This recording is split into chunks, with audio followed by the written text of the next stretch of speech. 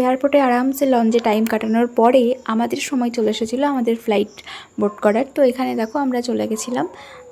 আর এবার কিন্তু আমরা হায়দ্রাবাদ থেকে দুর্গাপুরে যাচ্ছিলাম। আর আমাদের দুর্গাপুর যাওয়ার জন্য নর্মালি একটা ননস্টপ ফ্লাইট প্রতিদিন থাকে হায়দ্রাবাদ থেকে। তো এই হচ্ছে আমাদের ফ্লাইট। তো তারপরে দেখো ফ্লাইটের ভিতরে ঢুকে একটুখানি ক্লিপ নিয়ে নিচ্ছিলাম। যখন প্রথমবার ফ্লাইটে উঠেছিলাম তখন একটা বিশাল এক্সাইটমেন্ট ছিল, কিন্তু এখন ধীরে ধীরে অভ্যাস হয়ে গেছে। এখন আর সেই রকম এক্সাইটমেন্টটা থাকে না, বাট হ্যাঁ, ফ্লাইটের জার্নিটা সবসময় এনজয় করি। তো এখানে আমাদের ফ্লাইট যাচ্ছিলো ধীরে ধীরে রানওয়ের দিকে টেক অফের জন্য। আর এই দেখো হায়দ্রাবাদ শহরটাকে আপাতত 2 মাসের জন্য বাই বাই করে আমরা চলে গেলাম সোজা মাঝ আকাশে। তো তারপরে এখন আমি একটুখানি জাস্ট বসেছিলাম, একটু ঘুমও আসছিল, ওই দিকে খেলছিল হচ্ছে গেম।